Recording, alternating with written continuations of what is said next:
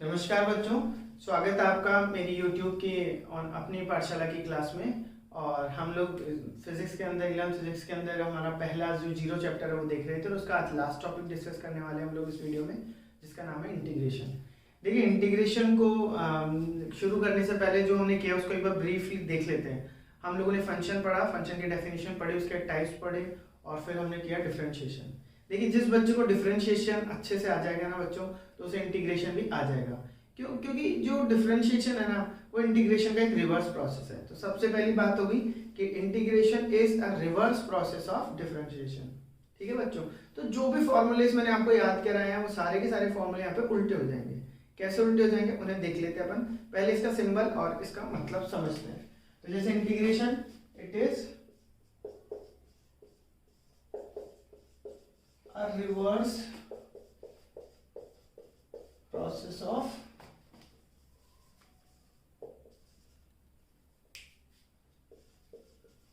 Differentiation. ठीक है बच्चों, दो तरह की कैलकुलस होती है, दोनों ही न्यूटन सर ने ढूंढी थी। एक है इंटीग्रल और एक है डिफरेंशियल। तो डिफरेंशियल का मतलब मेनली डिफरेंशिएशन आना चाहिए हमें तो फिजिक्स के अंदर, और जो दूसरी हमारी है वो है इंटीग्रल कैलकुलस, जिसमें भी हमें सिर्फ इंटीग्रेशन आना चाहिए। हालांकि ये बहुत बड़े टॉपिक्स हैं, पूरे मैथ्स के अंदर इनको डिटेल में डिस्कस किया जाता है, रिसर्च भी किया जाता है। ठीक है, अलग अलग तरीके के मेथड्स होंगे किसी भी फंक्शन को इंटीग्रेट करने के लिए, लेकिन हम क्या करेंगे, सिर्फ बेसिक लेवल की बात करेंगे जो फिजिक्स के लिए बहुत ही यूजफुल रहेगी। ठीक है बच्चों, तो पहली बात होगी उसकी डेफिनेशन कि हम इंटीग्रेशन को अपने दिमाग में डिफरेंशिएशन का ऑपोजिट या रिवर्स प्रोसेस लेके चलेंगे। और दूसरी बात यह है कि ये इसका सिंबल होगा। देखिए, चलिए पहले एफ एक्स हम फंक्शन को दिखाते हैं। एफ एक्स का मतलब हमारे लिए एक सिंपल सा कोई फंक्शन हो गया। ठीक है बच्चों, तो अब ये फंक्शन हो गया। अब इस फंक्शन को मुझे डिफरेंशिएशन करना है, तो यहाँ पे ये x हमें बताता है कि ये जो फंक्शन है ना, it is a function of x, it is a function of x। तो जो fx है, जब मैं इसे डिफरेंशिएट, ये इंटीग्रेशन का साइन होगा, देखिए इस तरीके से। ठीक है, और अब मान लीजिए मैं fx फंक्शन fx को डिफरेंशिएट इंटीग्रेट करना चाहता हूं, तो इंटीग्रेट करने के लिए मुझे जो ऑपरेटर यूज में लेना पड़ेगा वो लेना पड़ेगा dx। हम डिफरेंशिएशन में एक ऑपरेटर यूज लेते हैं dx, वहां पे होता है जैसे d ऑफ f। हम ये लिखते हैं फंक्शन के अंदर डिफरेंशिएशन में कि differentiation of function fx with respect to x, तो उसे ऐसे लिखते हैं हम लोग। ठीक है, fx को डिफरेंशिएट करें विद रिस्पेक्ट टू x। बिल्कुल उसी तरीके से हम लिखेंगे कि हम fx को इंटीग्रेट कर रहे हैं, लेकिन जिस फंक्शन में जो वेरिएबल होता है उसके ऑपरेटर में भी वही वेरिएबल होना जरूरी है। अगर ऐसा नहीं हो रहा है तो हमें कहीं ना कहीं से उस वेरिएबल को क्या करना पड़ेगा, या तो fx को dx तक लेके जाना है, या फिर dx को यहाँ पे कोई दूसरा अगर वेरिएबल है तो वहां तक उसे सब्स्टिट्यूट करना है। जैसे मैं एक एग्जांपल लेता हूँ कि मान लीजिए कभी ऐसा हो कि दो वेरिएबल्स हैं, ठीक है, और जो f है ना वो t का फंक्शन है, तो अब इंटीग्रेशन हो रहा है f ऑफ t। अब आप इस f ऑफ t को dx के रिस्पेक्ट में इंटीग्रेट नहीं कर सकते, ऑपरेटर भी dt जब तक नहीं होगा ये इंटीग्रेशन नहीं होगा, ये इसी तरीके से यहाँ पे रखा रहेगा। अगर आप इसे फर्दर सॉल्व करना चाहते हैं तो या तो f ऑफ t को आप कैसे भी करके x के टर्म में लेके आइए, या फिर आप जो dx है उसे लेकर आइए t के टर्म्स में। ठीक है बच्चों, इसे भी ला सकते हैं, काफी आसान रहेगा। इनका कोई रिलेशन क्वेश्चन में गिवन होगा, वहां से रिलेट करेंगे और फिर किसी एक को सब्स्टिट्यूट कर देंगे। ठीक है बच्चों, तो अब डायरेक्टली कुछ फॉर्मूलेज हैं उन्हें हम देख लेते हैं। अच्छा, इंटीग्रेशन का एक और मीनिंग है, जैसे हमने ये तो समझ ही लिया कि इंटीग्रेशन का मतलब है रिवर्स प्रोसेस ऑफ डिफरेंशिएशन। एक बात आप और दिमाग में रख लीजिए कि इंटीग्रेशन का सीधा मतलब ये भी रहेगा एडिशन। ये एक तरह का इंटीग्रल है, एडर है। देखिए, हम जब स्टैटिस्टिक करते हैं ना 10th तक या उसके बाद किसी भी क्लास में, तो हम क्या करते हैं, ऐसा एक सिंबल यूज करते हैं जो बहुत सारी टर्म्स को एक साथ रिप्रेजेंट करता है। जैसे मान लीजिए यहाँ पे एक टर्म है, तो मैं इसे लिख दूंगा xi, और फिर i की वैल्यू 0 से लेके i की वैल्यू जहां तक भी जानी है, मान लो कोई n वेरिएबल है वहां तक जा रहा है, तो ये एक तरह का क्या है, एडर है। ये सब चीजों को जोड़ के उनका सम आपको दिखाता है। बिल्कुल इसी को अगर मैं बहुत फाइन लेवल पे ले जाऊं तो ये एडर ही इस तरीके से काम करने लग जाएगा कि xi का हम इंटीग्रेशन कर रहे हैं dx, फिर कहां से कहां तक कर रहे हैं, ये एक्चुअली इंटीग्रेशन में लिमिट्स होती है जो हमें इंटीग्रेशन को दो तरीके से पढ़ने में हेल्प करती है। एक जिसमें कोई लिमिट ना हो, देखिए यहाँ पे 0 से n तक जा रहा तो ये लिमिट हो गई, लेकिन यहाँ पे अगर मैं बात करूँ तो कोई लिमिट नहीं है, बस आपको इंटीग्रेशन करना है। तो जब लिमिट एग्जिस्ट करती है तो हम बोलते हैं डेफिनेट इंटीग्रल, और जब लिमिट होती नहीं है, सिर्फ इंटीग्रेशन करके हम छोड़ देते हैं, तो उसे हम बोलते हैं इनडेफिनेट या फिर नॉन डेफिनेट इंटीग्रल्स। ठीक है बच्चों, तो कुछ डायरेक्ट और जनरल फॉर्मुलेज हैं वो पहले देख लेते हैं। तो जैसे जनरल फॉर्मुलेज की अगर हम बात करें तो पहले हमें लिखना होगा x की पावर n।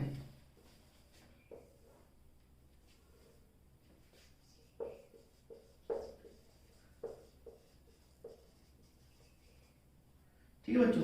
तो जनरल फॉर्मूलाज की अगर हम बात करें तो जनरल फॉर्मूलेज में पहले मैं बात करता हूँ x की पावर n की। देखिए हमने जब डिफरेंशिएशन किया था तब इसी की बात की थी। अगर मुझे इस x की पावर n मतलब कोई अलजेब्रिक फंक्शन है और उसे इंटीग्रेट करना हो, उसकी कोई टर्म इंटीग्रेट करनी हो विद रिस्पेक्ट टू x, तो कैसे करूंगा? तो इसके लिए आप एक फॉर्मूला यूज कर लीजिए, x की power n plus 1 upon n plus 1। अब आप बोलेंगे भाई ये ऐसे ही क्यों हुआ? तो एक काम कीजिए, आप इस मतलब इसका इंटीग्रेशन ये है, अब आपको प्रूव करना है कि यही है, तो आप इसको डिफरेंशिएट करके देख लो कि क्या आप यहां से यहां पे वापस आते हो क्या। ठीक है, मेरे कहने का मतलब है कि जो अभी अपन ने बात की थी ना कि वो रिवर्स प्रोसेस है, तो वो यहां से साबित हो जाएगा, प्रूव हो जाएगा। इसका इंटीग्रेशन आपको ये याद रखना है, you have to learn this step. ठीक है, फिर अगर आपको ये समझना है कि हाँ भाई ये है, ट्रू है, तो आप डेफिनेशन के हिसाब से इसको डिफरेंशिएट करो। इसको डिफरेंशिएट करने पे अगर आप यहाँ आ जाते हो तो इसका मतलब क्या है, ये इसका इंटीग्रेशन होगा। ठीक है, एक एग्जांपल लेते हैं, जैसे x की पावर 5 है हमारे पास, और अगर मैं उसे इंटीग्रेट करता हूं तो मैं लिखूंगा इसमें x की पावर 6 अपॉन 6। देखिए भैया क्या किया हम लोगों ने, सिर्फ हमने इसके इस फॉर्मूले को यूज किया। ओके, अब मैं इसको डिफरेंशिएट करके देखता हूं अलग से। तो ये हो गया, इसको डिफरेंशिएट करूंगा तो देखो 6 का तो कोई मतलब नहीं, इसे तो आप ऐसे कैसे रख सकते हो। अब x की पावर 6 का डिफरेंशिएशन आपको याद है ना, क्या होता था वो n x की पावर n-1, उसी तरीके से हम इसे लगाएंगे और ये हो जाएगा x की पावर 5। क्या ये 6 से 6 कट जाएगा, ये x की पावर 5 ही आ जाएगा। तो देखिए आ गया ना इसका डिफरेंशिएशन यही। ठीक है, तो आप पहला ये जो फॉर्मूला है इसे याद कर लीजिए और फॉर्मूलेज देखते हैं। तो अब जैसे जो भी फॉर्मूला आपको डिफरेंशिएशन का पता है ना, उसी को यूज करके इंटीग्रेशन का भी फॉर्मूला बना लेंगे। जैसे कि मान लो आपको मैं फंक्शन लिख रहा हूँ और इंटीग्रेशन के लिए मैं आप पे छोड़ता हूँ। जैसे कि मान लीजिए sin x है, तो अब sin x का मुझे इंटीग्रेशन चाहिए विद रिस्पेक्ट टू x, तो मैं ये पहले तो ये लेके चल रहा हूँ कि यहाँ पे जो फंक्शन है ऑपरेटर भी वही है। ठीक है, कोई और तो पहले जनरल फॉर्मूले याद कर लेते। sin x का मान लीजिए आपको इंटीग्रेशन चाहिए, तो आपको ये सोचना होगा कि sin x किसका डिफरेंशिएशन करने पे आता है, किसको डिफरेंशिएट करें कि sin x आ जाए। तो देखिए हमें पता चलता है, हमारे दिमाग में कहीं स्टोर है कि sin x और cos x एक दूसरे के डिफरेंशिएशन करने पे आते हैं या फिर इंटीग्रेशन करने डिफरेंशिएशन करने पे आते हैं। जैसे कि अगर मैं cos x का डिफरेंशिएशन करता हूं तो क्या आता है, cos x का डिफरेंशिएशन क्या होता है, cos x का याद है आपको, cos x का डिफरेंशिएशन होता है sin x। ठीक है, तो cos x का डिफरेंशिएशन होता है माइनस sin x, सॉरी। तो अब मैं यहाँ पे क्या करने वाला हूँ, मैं सोच लेता हूँ कि अगर देखिए मैं यहाँ पे अगर cos x लेता तो उसका डिफरेंशिएशन क्या हो जाता, माइनस sin x, लेकिन ये माइनस तो है ही नहीं यहाँ पे, तो मैं यहाँ पे एक एक्स्ट्रा माइनस लगा देता हूँ।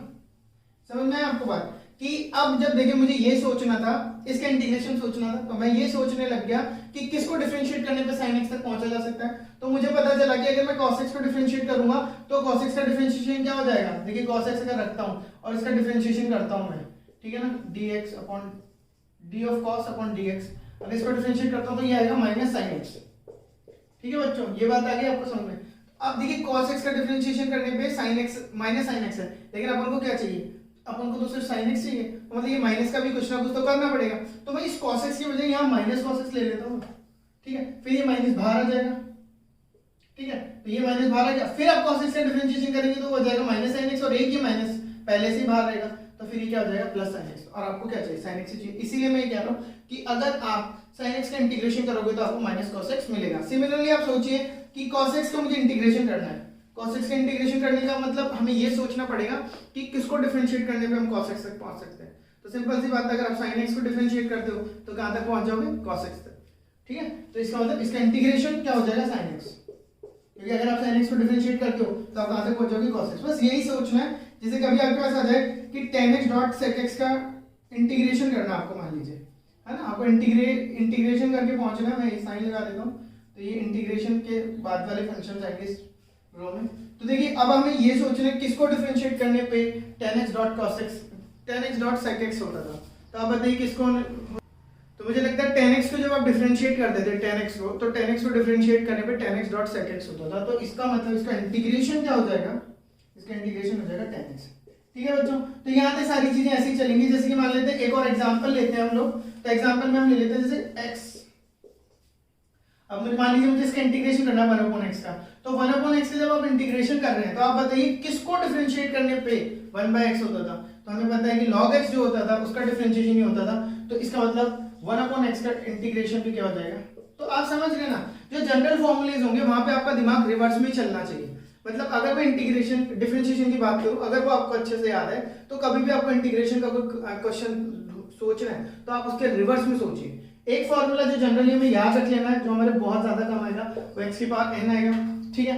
1/x का तो log x होगा, ये आप याद भी कर सकते हैं, और 1/x की पावर n का फॉर्मूला जो होगा वो होगा x की पावर n+1/n+1। अब कभी कभी क्या होता है कि जैसे अपॉन में x की कुछ पावर आ जाती है, 2 आ जाती है, फिर बच्चे सोचते हैं क्या ये cos log होगा या फिर वैसे कुछ लगाएं, ठीक है। तो मैं आपको बता देता हूँ बच्चों, जो 1/x होगा सिर्फ तभी log x बनेगा, कोई और पावर होगी तो आप इसको क्या कीजिए, ऊपर ले जाइए और इसको सिंपली x की पावर n तक ले जाने की कोशिश कीजिए, जो कि x की पावर -2n हो जाएगा, और यहाँ -2 को आप n की तरह ट्रीट करो और बस फॉर्मूला लगा दो और आपका काम हो जाएगा, ठीक है बच्चों। यहाँ तक की बात होगी। तो ये इंटीग्रेशन के सिर्फ डेफिनेशन और जनरल फॉर्मूले बेस्ड क्वेश्चन थे। अब हम बात करते हैं कि हमारे लेवल तक इंटीग्रेशन के हमें 2 तरीके अच्छे से आने चाहिए, जिनमें एक है सब्स्टिट्यूशन, जिसमें थोड़ा दिमाग लगेगा, और उसके बाद है बाई पार्ट्स, और बाई पार्ट्स में डायरेक्ट फॉर्मूला एप्लीकेशन है और कुछ नहीं है। तो शुरू करते हैं सब्स्टिट्यूशन से। तो हम बात कर रहे हैं 2 मेथड्स की, सब्स्टिट्यूशन मेथड और बाई पार्ट्स मेथड। तो सब्स्टिट्यूशन से शुरू करते हैं। देखिए सब्स्टिट्यूशन में ये होगा, जैसे मान लीजिए कि हमारे पास कभी जैसे फंक्शन इस तरीके से हो, कोई 5x + 3, अब इसका कोई जनरल फॉर्मूला तो एग्जिस्ट करता नहीं करता, ठीक है, और अपॉन में आ रहा फंक्शन। तो अब ये जो चीज हम बात करें, अगर ये 1/x होता तो आप लोग इसे आराम से कर लेते, लेकिन 5x + 3 है तो अब ये होने में भी नहीं आएगा, इसका कोई डायरेक्ट फॉर्मूला एग्जिस्ट नहीं करता। तो ऐसी कंडीशन में आप इस अंदर वाले को कुछ मान लो, assume it something। तो मैं कहता हूं यहाँ पे जैसे कि इसे कुछ भी मान लो तो k मान लेते हैं, ठीक है, ऐसा कुछ assume कर लिया। अब अगर मैं इसे यहाँ पे इस तरीके से लिख देता हूं, इस पूरे फंक्शन को k मान के 1/k × dx लिख देता हूं, तो ये अब आगे इंटीग्रेशन तब तक नहीं होगा जब तक k और dx के अंदर हम दोनों में से किसी एक को सेम ना कर दे। देखिए k को तो सब्स्टिट्यूट किया है, तो इसको वापस से x के टर्म में रखने से कोई फायदा नहीं मिलेगा, क्यों ना dx को सब्स्टिट्यूट किया जाए, ठीक है, तरीका यही है। तो अब यहाँ से हम dx को सब्स्टिट्यूट करने का एक फिक्स मेथड है बस, कि जब जिस चीज को हम अज्यूम करते हैं उसे डिफरेंशिएट कर दो दोनों तरफ। तो जब आप x को डिफरेंशिएट करेंगे तो वो हो जाएगा dx, और 3 तो कांस्टेंट है तो 0 हो जाएगा, और यहाँ k को जब आप डिफरेंशिएट करेंगे तो हो जाएगा dk। इस तरीके से सिंपली इसको क्या कर दो, डिफरेंशिएट कर दो, और ऐसे में आप dx की वैल्यू यहां से निकाल लो, जो कि आपके पास मेरे हिसाब से निकल के आ रही है dk/5, ठीक है। तो आप dx की वैल्यू dk/5 भी रख सकते हो, जो कि जैसे ही आप यहां पुट करोगे तो क्वेश्चन अपने आप ही सॉल्व हो जाएगा, dk/5। इस 5 को आप बाहर ले लीजिए, जो भी कांस्टेंट होता है और मल्टीप्लाई में है तो वो आप हमेशा इंटीग्रेशन से बाहर ले सकते हो।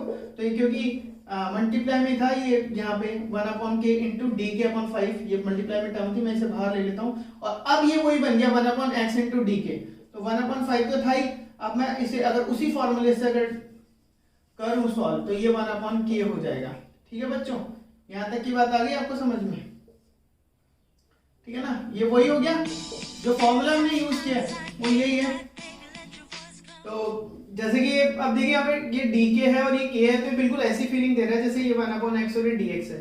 इसका फॉर्मूला हमें याद है, तो वही चीज यहाँ भी अप्लाई करते हैं और ये हो जाएगा। देखिए 1/5 का तो कुछ होना नहीं है, वो तो कांस्टेंट है, बाहर है। इस पूरे का इंटीग्रेशन होके हो जाएगा log k। अब log k के अंदर आपको रीसब्स्टिट्यूट भी करना पड़ेगा। एक और बात है, जैसे कि यहाँ पे कोई लिमिट नहीं लगी है तो आप एक कांस्टेंट भी ऐड करेंगे, कोई c k कुछ भी। यहाँ हमने k ऑलरेडी लिया तो मैं c ले लेता हूँ, ठीक है, क्योंकि जब आप इसे वापस डिफरेंशिएट करेंगे तो ये तो 0 ही हो जाएगा।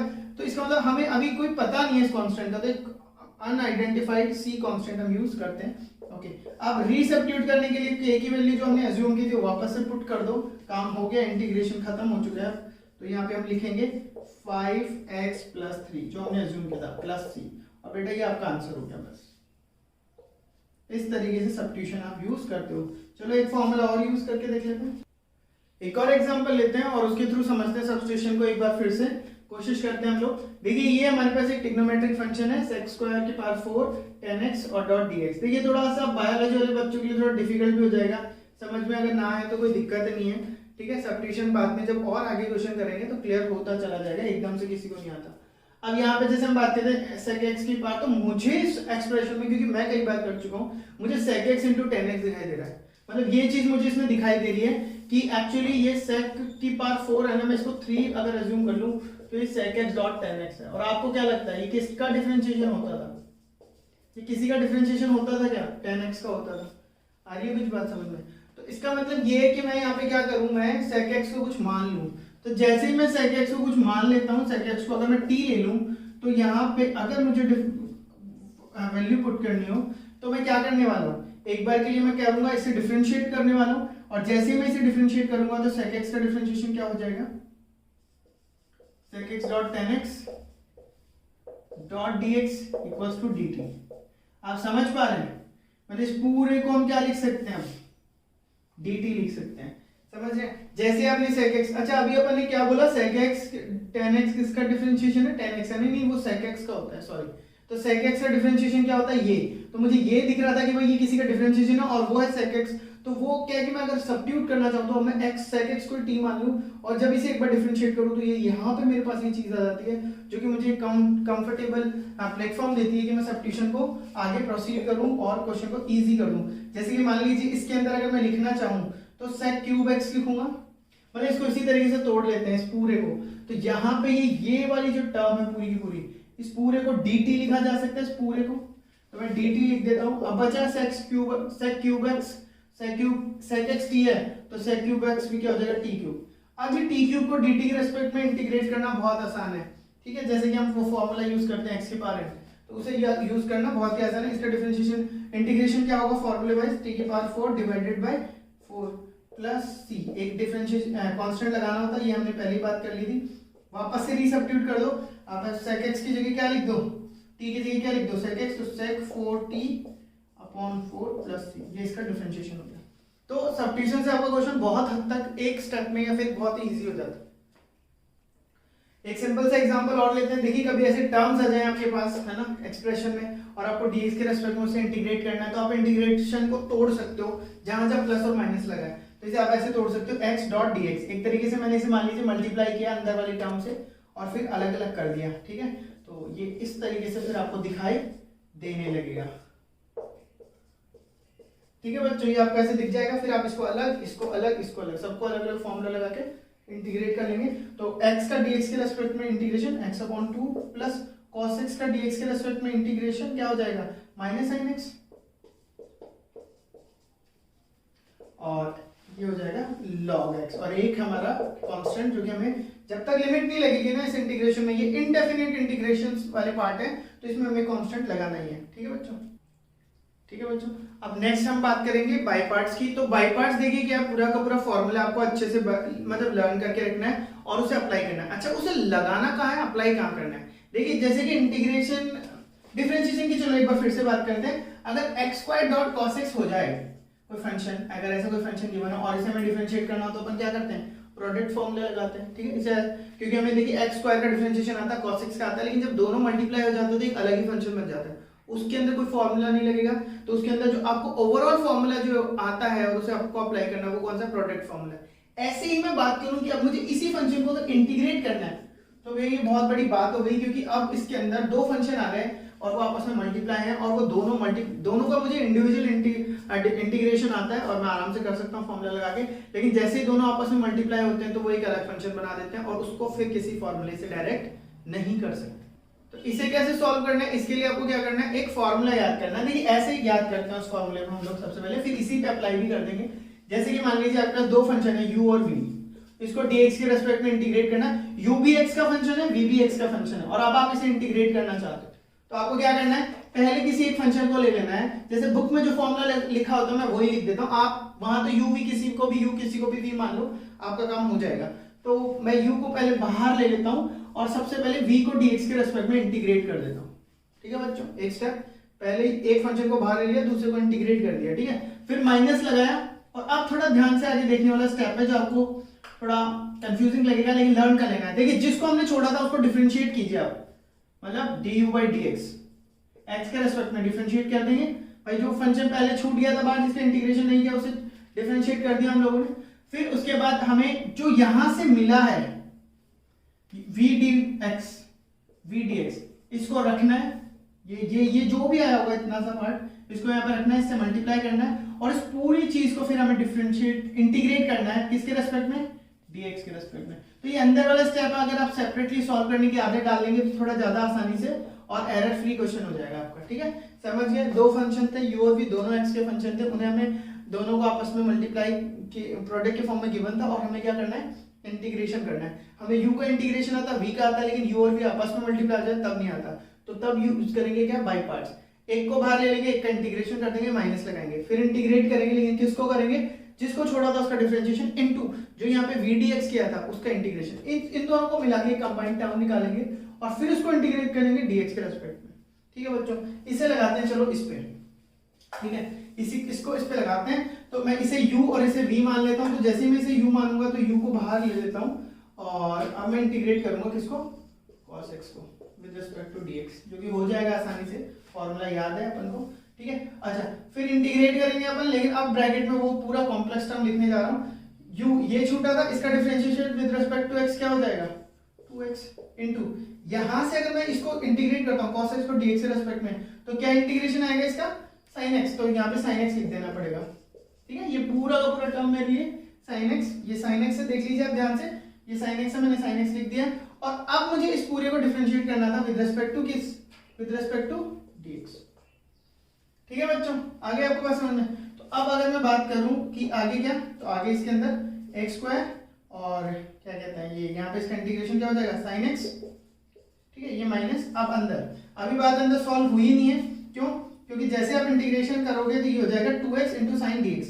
अब यहाँ पे 2 तो बाहर आ जाएगा, लेकिन फिर से दो फंक्शन हो गए हैं, मतलब एक बार आपको बाय पार्ट्स और लगाना पड़ेगा, इस अंदर वाले के अंदर एक बार बाय पार्ट और लगाना पड़ेगा, क्योंकि अभी ये सॉल्व नहीं हुआ। तो चलिए लगाते हैं इसको, तो एज इट इज रखते हैं। इसके अंदर फिर से वही, इसको u मान लेते हैं, इसको क्या मान लेते हैं अपन, v मान लेते हैं। तो इसको बाहर मैं, हाँ ठीक है, कोई, हाँ तो इसको u मानना था तो इसको बाहर ले लेते हैं। यहाँ पे हम sin x का इंटीग्रेशन करेंगे विद रिस्पेक्ट टू dx, फिर माइनस लगाएंगे। ठीक है, माइनस लगाएंगे, जिसका हमने इंटीग्रेशन, जिसको छोड़ा था उसका डिफरेंशिएशन है ना, इंटीग्रेशन तो लगा ही देते हैं अंदर, और वो कॉम्प्लेक्स वाली टर्म लिखने जा रहा हूं मैं, मतलब ये अंदर वाली टर्म अब लिखूंगा। तो इसके लिए ये मेरा u है, तो इसका डिफरेंशिएशन 1 हो जाएगा, x का differentiation with respect to x 1 ही होता है। ओके, तो ये 1 हो जाएगा, उसके बाद में 1 हो गया ये, तो ओके, तो ये टर्म तो हो गई 1। और vdx ये क्या आ रहा है आपको पता है, ये आ रहा है हमारा 1 इंटू, ये आ जाएगा माइनस cos x। ठीक है, आपको याद होगा sin x का डिफरेंशिएशन, अगर इंटीग्रेशन हमें सोचना है sin x dx, तो हमें सोचना पड़ेगा ये किसका डिफरेंशिएशन होगा, तो cos x का differentiation sin minus sin x होता है। हमें प्लस चाहिए तो हम क्या कर लेंगे, यहाँ पे माइनस cos x ले लेंगे। ठीक है, ओके, उसी तरीके से सोच के यहाँ पे sin x dx को मैंने माइनस cos x लिख दिया है, और उसके बाद में मुझे क्या करना है, इस पूरे को dx के रेस्पेक्ट में इंटीग्रेशन करना है। ठीक है बच्चों, तो अब चीजें को और सिंपल हो गई हमारे लिए, एक लास्ट स्टेप बचा बस, फिर हो गया क्वेश्चन। बस फॉर्मूला याद होना चाहिए, बाकी एज इट इज तो कुछ ज्यादा बड़ी चीज रही नहीं। देखिए यहाँ पे इसका डिफरेंशिएशन क्या हो जाएगा, इंटीग्रेशन क्या हो जाएगा sin x का dx के रेस्पेक्ट में माइनस cos x, ये हो जाएगा minus x dot cos x। ठीक है बच्चों, ये इंटीग्रेशन सॉल्व हो गया हमारे लिए। ओके, माइनस, यहाँ पे भी अब जो इंटीग्रेशन बचा है वो माइनस माइनस प्लस हो जाएगा, और cos x का इंटीग्रेशन बचा है dx के रेस्पेक्ट में, जो कि आपको sin x देता है मेरे हिसाब से, तो sin x हो जाएगा, और फिर हम लगा देंगे x, और ये 2 को अंदर मल्टीप्लाई कर देते हैं। तो इसका जो फाइनल आंसर है वो हमारे लिए क्या आ जाएगा, इसका फाइनल आंसर आ जाएगा x square sin x minus 2, ये एक माइनस है, फिर ये माइनस भी आएगा बाहर, मैं पूरे माइनस को भी अंदर ले रहा हूँ, ये हो जाएगा प्लस x cos x, और फिर ये 2 आके इससे मल्टीप्लाई होगा, और माइनस का 2 है तो minus 2 sin x plus c, ये आपका आंसर हो गया। ठीक है, तो इसमें 2 बार हमने बाय पार्ट्स लगाया, इसी तरीके से आगे भी क्वेश्चन हो जाएंगे। तो बच्चों हम लोगों ने इंडेफिनिट इंटीग्रेशन कर लिया है, और इंडेफिनिट इंटीग्रेशन अगर आ गया तो आपको डेफिनेट भी आ गया एक तरीके से, क्योंकि तरीके तो सेम ही होंगे, बस लिमिट कैसे पुट करनी है एक बार इसे देख लो, एक बार देख लो एक क्वेश्चन, आपको फिर सारे तरह के क्वेश्चन अपने आप आ गए। ठीक है, देखिए इंटीग्रेशन का मेन जो है बेसिक है वो तो इंटीग्रेशन का ही रहने वाला है, इंटीग्रेशन तो होगा ही होगा। जैसे डेफिनेट में क्या होता है, चलो हम पहले क्वेश्चन कर लेते हैं, उससे आपको अच्छे से समझ आ जाएगा। x क्यूब का मुझे इंटीग्रेशन करना है dx के रेस्पेक्ट में। ठीक है बच्चों, अब इसके अंदर मैं लिमिट्स लगा देता हूँ 1 से लेकर 2 तक। ऐसा क्यों किया गया, कैसे हुआ ये लिमिट 1 से 2 ही क्यों गई, इन्हें बोलते हैं, यहाँ पे जो नंबर लिखा है ना 1 और 2, इन्हें लिमिट्स बोलते हैं। और ये जो नीचे है ये लोअर लिमिट है, ये जो ऊपर है ये अपर लिमिट्स है। अच्छा, 1 और 2 को डिसाइड करने वाला मैं या आप, ऐसे हम में से कोई भी नहीं है, ये क्वेश्चन का टेम्परेचर खुद डिसाइड करता है कि इसकी लिमिट कहाँ से कहाँ तक जाएगी। ठीक है बच्चों, जैसे कि जब आप इंटीग्रेशन के एप्लीकेशन सीखोगे ना मैथ्स के अंदर जो कि है, तो उसके अंदर आपको सारे के सारे एरिया के फॉर्मूले डिराइव करना आ जाएंगे। ठीक है, उसमें आपको पता चलेगा कि जो लिमिट है वो 0 से लेके उसकी रेडियस तक, 0 से लेके r तक क्यों गई है, सब कुछ आ जाएगा आपको समझ में। ठीक है, अच्छा एक एग्जांपल देता हूँ ताकि आपको थोड़ा बहुत आइडिया लग जाए, और नहीं भी लगे तो कोई दिक्कत वाली बात नहीं है, जब हम इसे करेंगे मेन चैप्टर में तो आपको और अच्छे से आ जाएगा। मान लीजिए कि ये एक रॉड है, मुझे इसका मास कैलकुलेट करना है, ठीक है, और इसका मास नॉन यूनिफॉर्म है, मतलब मास कहीं बढ़ रहा है कहीं घट रहा है, एक अलग तरह का ट्रेंड चल रहा है इसमें। और इसके अंदर जो मास की डेंसिटी है ना, वो मान लीजिए एक फंक्शन है एक्स स्क्वायर dm, इस तरीके से एक्स स्क्वायर dx, इस तरीके से मास वेरिएबल वेरी कर रहा है। तो अब आप क्या करेंगे, आप इसको इस पॉइंट को 0 मान लेंगे और इसकी जो लेंथ है टोटल उसे l मान लेंगे। फिर यहां से x डिस्टेंस पे एक dx की स्ट्रिप लेंगे, ठीक है बच्चों, ये dx की आपको स्ट्रिप लेनी है। अब इस छोटी स्ट्रिप का मास निकालेंगे जिसे हम dm बोलेंगे, और इस dm को निकालने के लिए हमारे पास तरीका रहेगा कि dm को निकालने के लिए हम इसकी मास डेंसिटी से उस पॉइंट पे जो मास डेंसिटी होगी उसे रो मान लेंगे और उसकी लेंथ dx से मल्टीप्लाई कर देंगे, ठीक है। तो ये छोटा मास आ जाएगा। फिर अब हमें ऐसी इस पूरी रॉड को मैं छोटे छोटे स्टेप्स में डिवाइड कर दूं और सबको जोड़ूं। तो इसका मतलब यही है कि बस इसका इंटीग्रेशन करो और कहां से कहां तक करो, 0 से l तक करो, क्योंकि पूरी वो जो स्ट्रिप है वो 0 से l तक जानी चाहिए। तो एक वेरिएबल x लेंथ पे हमको स्ट्रिप ले लेते हैं, उसका मास dm मान लेते हैं, dm को x और dx के टर्म में निकाल के और उसे इंटीग्रेट करते हैं। अब लिमिट ये इंपॉर्टेंट रोल प्ले करती है कि वो हमें यहां से यहां तक की उस तरह की सारी स्टेप्स का एडिशन करके देगी जो टोटल मास हो जाएगा, ठीक है। तो वेरिएबल चीजों को ऐड करने के लिए इंटीग्रेशन एक बेस्ट मेथड है। चलिए वापस आते हैं, तो लिमिट्स की बात कर दी, ये है हमारी लोअर लिमिट, ये है हमारी अपर लिमिट। अभी देखिए आपको मैं फिर से एक बार बताता हूं क्या आपको अभी समझना है। आपको ये समझना है अभी कि डेफिनेट इंटीग्रल क्या है। तो डेफिनेट इंटीग्रल एक ऐसा इंटीग्रेशन है जिसमें लिमिट्स होंगी, जो नीचे लिखी है वो लोअर लिमिट, जो ऊपर लिखी है वो अपर लिमिट, ठीक है। इंटीग्रेशन को मैं बिल्कुल वैसे ही करने वाला हूं जैसे आपको अभी भी सिखाया था, कोई उसमें चेंज नहीं होने वाला। तो आपको समझना सिर्फ इतना है कि लिमिट्स कैसे पुट करें। डेफिनेट क्यों बोला, क्योंकि लिमिट लग गई। अब उन लिमिट का क्या यूटिलिटी है, उनको कैसे यूज करके सॉल्व करना, बस ये समझना है। ये सब चीजें नहीं है, कोई दिक्कत वाली बात नहीं है, ठीक है। देखिए सबसे पहले आप लिमिट्स की तरफ देखिए, मतलब इस इंटीग्रेशन को सॉल्व करिए। x के बाद x क्यूब dx, इसको सॉल्व करने के लिए हमारे पास फॉर्मूला क्या हो जाएगा, x4 अपॉन, ठीक है बच्चों, ये हमारे पास फॉर्मूला हो गया। अब इसकी लिमिट्स हम कहां से कहां तक लेकर जाएंगे, हम इसकी लिमिट्स लेकर जाएंगे 0 से लेके सॉरी लोअर लिमिट 1 से लेके 2 तक। तो ऐसे लिखना है। इंटीग्रेशन के बाद जो ये सिंबल है मैं इसे लाइन से शो करता हूं, यहाँ 1 और यहाँ ये। अब मुझे इसकी वैल्यू को कैलकुलेट, अब मैंने c यूज नहीं किया, आप देखें मैंने इंटीग्रेशन का जो कांस्टेंट था वो यूज नहीं किया क्योंकि लिमिट लगी हुई है। जब लिमिट लगी हो c हट जाएगा खुद ही। अब मुझे क्या करना है, मुझे पहले x की जगह 2 पुट करना है, मतलब पहले हमेशा अपर लिमिट पुट करनी पड़ेगी, 2 का पावर 4 डिवाइडेड बाय 4, फिर माइनस, और फिर उसके बाद में मुझे पुट करनी है x की जगह 1, मतलब पहले अपर लिमिट और फिर माइनस लगा के लोअर लिमिट, और फिर इसे सॉल्व कर लेना है। तो ये हो जाएगा 4 2 2 4 4 16 16 अपॉन 4 इज 4 4 माइनस 1/4। बस बच्चों इसे सॉल्व कर लीजिए और ये आपका आंसर हो जाएगा, ठीक है। तो डेफिनेट इंटीग्रेशन में कुछ ज्यादा नहीं करना, आपको क्या करना है, सिर्फ इंटीग्रेशन को जैसे आप सिंपली करते थे वैसे कीजिए और लिमिट्स पुट कीजिए बस। तो पहले आप पुट करेंगे लोअर अपर लिमिट, फिर माइनस लगाएंगे, फिर लोअर लिमिट पुट करेंगे, ठीक है बच्चों, यहाँ तक की बात आ गई। तो इंटीग्रेशन को लेके यहीं तक हम करेंगे। कमेंट्स में अगर आपके कोई क्वेश्चंस होते हैं तो वो आप मुझे बता दीजिए और उन क्वेश्चंस को हम डील फिर कर लेंगे। थैंक यू ये वीडियो देखने के लिए।